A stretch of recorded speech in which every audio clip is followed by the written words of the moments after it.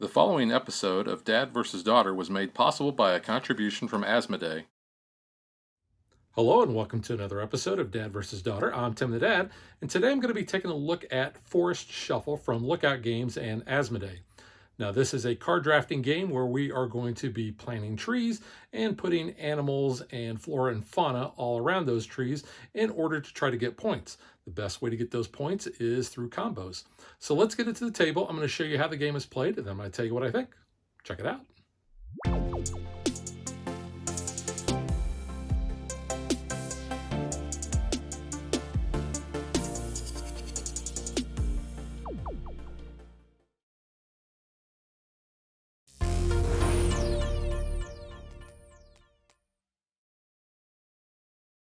To set up the game, each player is going to receive a cave card, and this will be used by bears and raccoons, and I'll talk about that a little bit later.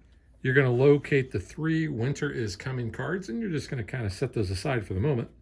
But based on player count, you are going to remove a certain number of cards from the main deck. In a 2-player game, you're actually going to remove 30 cards. You can kind of see what that looks like. And then what you're going to do is you're going to shuffle the remaining cards, and then you're going to divide them into 3 even stacks. Now, the first thing you're going to do with those stacks is you're going to take 2 of those Winter is Coming cards, and you're going to shuffle those into one of the stacks here. And then you're going to take that third one, and you're going to place it on top of that stack. Then you will take the other 2 stacks and place them on top of that one.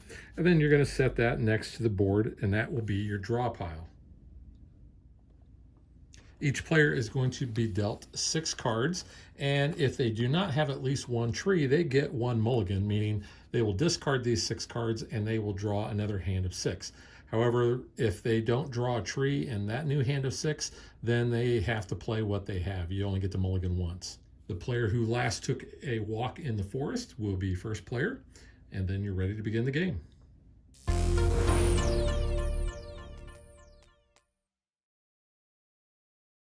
On a player's turn, they can do one of 2 things. They can either draw 2 cards, and those cards can either come from the clearing, once cards come out here, or the top of the deck, or a combination between the 2. The other option a player has on their turn is they can play a card from their hand. And if you see my hand here, I don't currently have any trees out there, so let's take a look at this tree. Let's say I want to place this tree out in my little forest here. I can do so. It's going to cost me 2 in order to place it out there, and basically what that means is I have to discard 2 cards from my hand in order to place that out there. However, down here at the bottom, it will show you sometimes you get a bonus. So this basically says that if I pay the 2 cards that have this symbol on them, which is actually the matching symbol that I have here for the oak tree, then I will be able to actually have another full turn. Over here, this shows how many points this tree is going to be worth at the end and any conditions that it has in order for me to gain those points. Now, if I don't have the symbol in order to get that bonus, I can still actually play this card.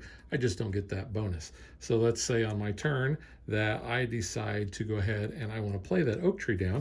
I just place it down in my forest, and then I can get rid of any 2 other cards. And let's just say for grins, I decide I want to get rid of these 2.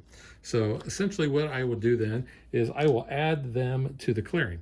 Now, the next player can either take 1 or both of these cards. They could take 1 or draw 1 off the top of the deck, or they could take both off the top of the deck, or they could play a card out of their hand as well. And that's really all there is to the flow of the game. But there's a lot more, obviously. So on our trees, what we want to do is we want to place animals either on either side or above and below. And those are going to give us certain points. This game is all about getting combos, so you want to try to get a synergy between all the cards that you have. So let's just say that I wanted to get this European hare down. I would pay 0 cost here, and you can see that it says any number of European hares may share this spot. Normally, you only have 1 card on each of the sides of the tree.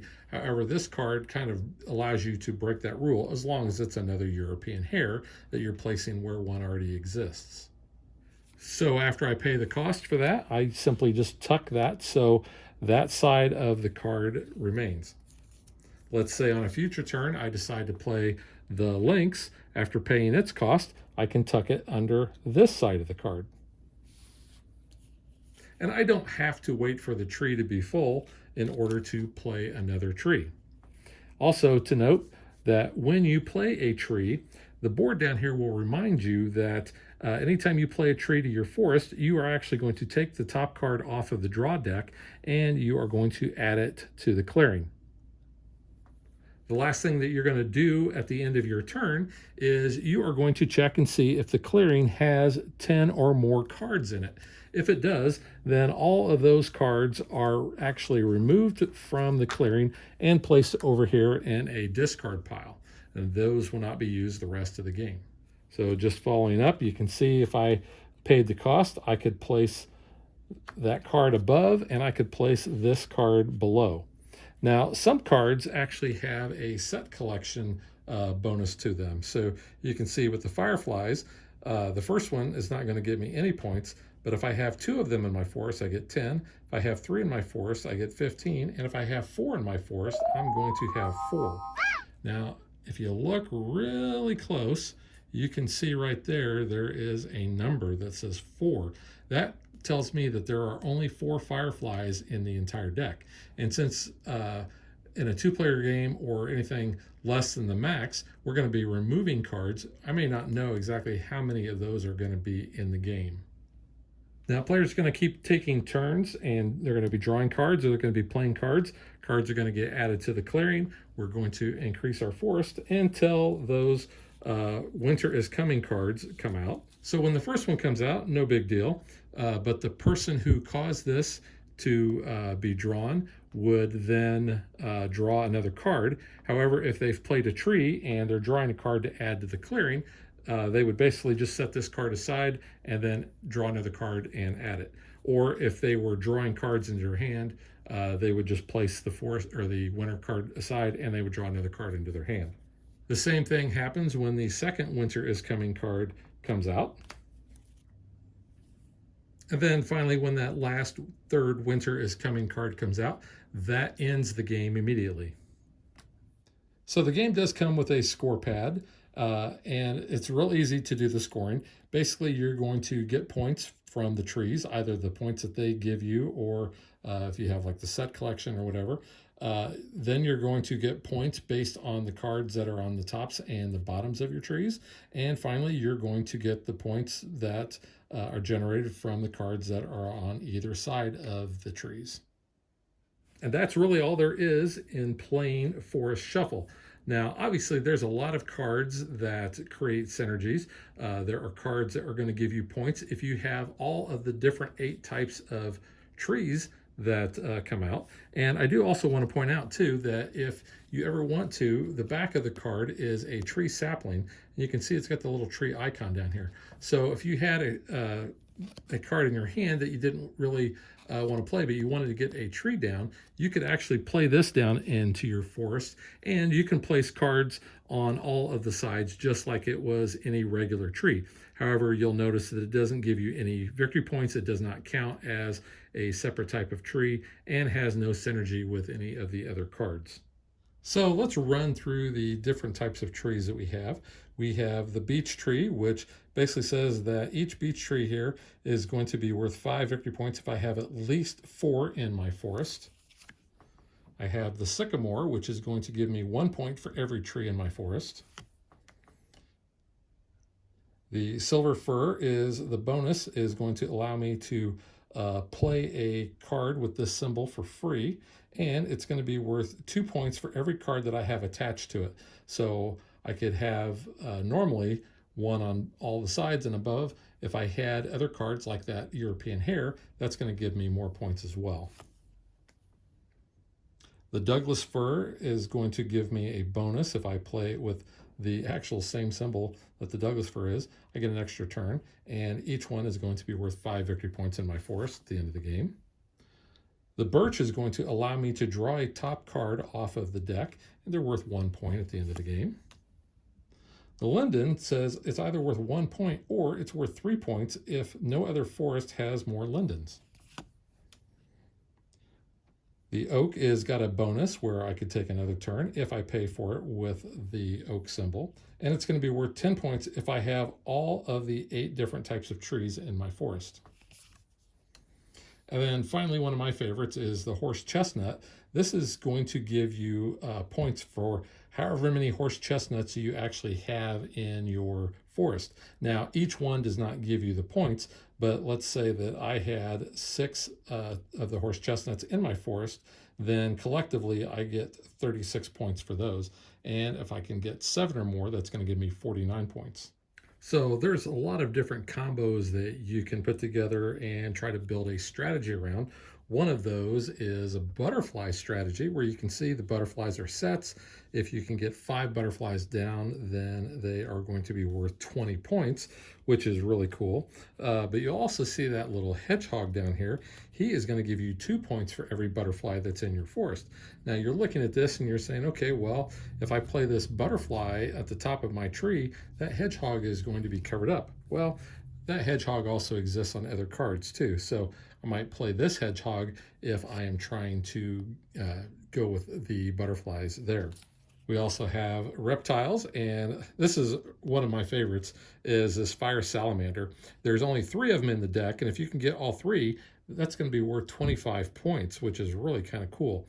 But you want to try to get synergies, obviously, with reptiles with other things. So you can see there's a tree frog that is also an amphibian. But you'll see the tree ferns here, they're going to give you 6 points per amphibian that you have. So you want to kind of get all those together if you can. And I've successfully been able to get several of the tree ferns down with having the fire salamanders and the tree frogs, and there's other types as well. I mentioned earlier that some of my favorite cards are the raccoon and the bear. You can see that here they're on separate cards, but here they're also on one card there.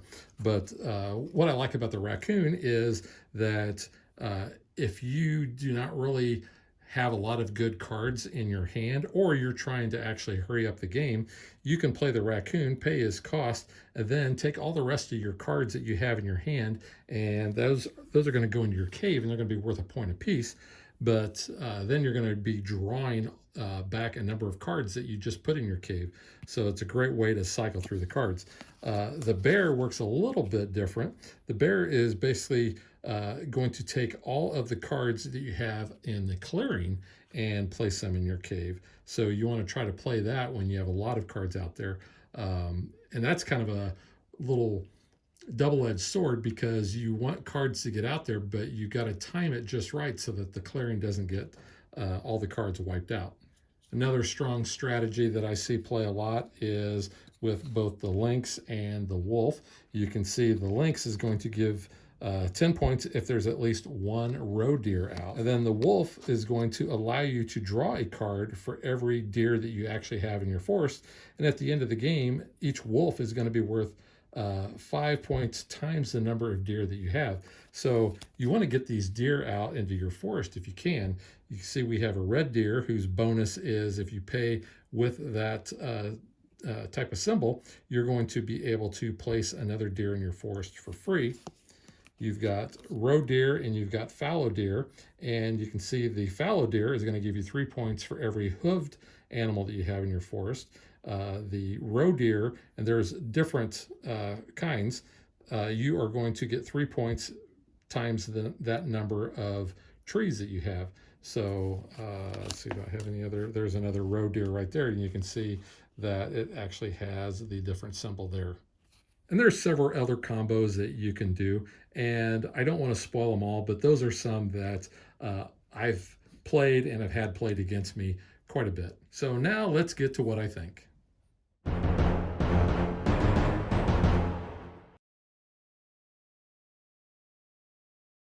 I've mentioned this on our Facebook page and the weekly update show that I've been doing, that I really enjoy this game. I've actually been playing this a lot with my weekly group, and I've been playing it quite a bit on Board Game Arena with my dad, Dave and the Elephant co-star, Dave, who I also think really enjoys this game. The gameplay, I think, is Very easy. On your turn, you're either drawing two cards or you're playing cards. You've got a wide variety of different strategies that you can try, and those, you can kind of figure out what that is during the game, and you may have to pivot based on what other players are doing because you're going to be watching what they are doing in their own forest. Whereas, you may need to adjust your strategy accordingly. If they're going after certain things, you may want to either try to get those cards before they do, or get the cards out of the clearing so they're not able to draft those. But with that simplistic type of gameplay and the different types of strategies that you can employ, I think this gives the game a lot of replayability. The cards, I think, as far as components, they have a good finish on them. The art on all of the cards I really enjoy, and I'm not really a nature kind of game person, but I actually do really like the art on this, and I like the theme. It actually kind of works for me. One of the other games that I kind of compare this to is Arboretum, where you have different types of trees that you're trying to put out in your tableau, and you're trying to do it in such a way that you're going to gain points. This is a little bit different, but it kind of gives those same vibes because you are putting the trees down. The tree art, I think, is very vibrant and very cool, even with the different fir trees. I don't know, they look really good. So I like the art for the animals. I like the plants. I like the trees. I like all the art, really. And I think if you like Arboretum, I think you may find that you're going to like this as well. Now, one of the things when I was kind of researching this game before I got it and played it was I heard one or two people in the reviewer community make a comment that this was a wingspan killer. I have no idea why they thought that. I don't get that kind of vibe at all. And this definitely does not replace wingspan for me. But, that's their opinions, and they are welcome to them. Overall, I don't really have any negatives about the game. The gameplay does move pretty quickly because there's really hardly any downtime whatsoever. I do like the fact that they've included these reference cards, and they're numbered from 1 to 14. And essentially, you can look at these, and it's going to tell you what each one of the cards do. So as you're trying to figure out maybe what your strategy is, or without being very obvious of what card you're looking for, you can pick this up and you can start looking through there and say, oh, well, if I've got this one, then he's going to be worth 10 points, but only if I have the most or I'm tied for the most trees in my forest. So I may want to make sure that I'm putting out a bunch of trees if I'm going to be going for that great spotted woodpecker. Finally, I want to say that the rule book, I think, does a very good job. There's not much to it, but they kind of go through the setup like I was talking about as far as how many cards you're going to be removing with certain players. Basically, the game flow, draw 2 cards or play a card and then check the clearing. Playing cards and checking the clearing. And then you've got your whole play card here that talks about the tree sapling, the effects and bonuses. And then this kind of goes over, looking for those icons in order to pay the cost to get the bonuses. And then it walks you through a scoring scenario. So I found that to be very helpful. And then, of course, at the back page of the rule book, you basically have a player aid that shows you what each one of those symbols means and what the effects and bonus symbols are.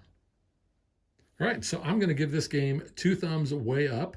Like I said, if you are interested in it, you can check it out on Board Game Arena. It is part of their premium package, so you either have to have that type of an account there, or you can wait until somebody who does have a premium account creates a table to play it. But I do think this one is very much worth checking out. Like I said, I've enjoyed it. Everybody that I've taught it to enjoys it, and I think you'll like it too. So that is Forest Shuffle from Lookout Games and Asmodee, and we will catch you guys next time. Thanks for watching our video. We hope you enjoyed it, and if you did, click that like and subscribe button. You can also follow us on social media like Facebook and Twitter at DadBeDaughter. And if you like what we do and you want to support us, you can visit our Patreon page. So thanks for watching. Thanks.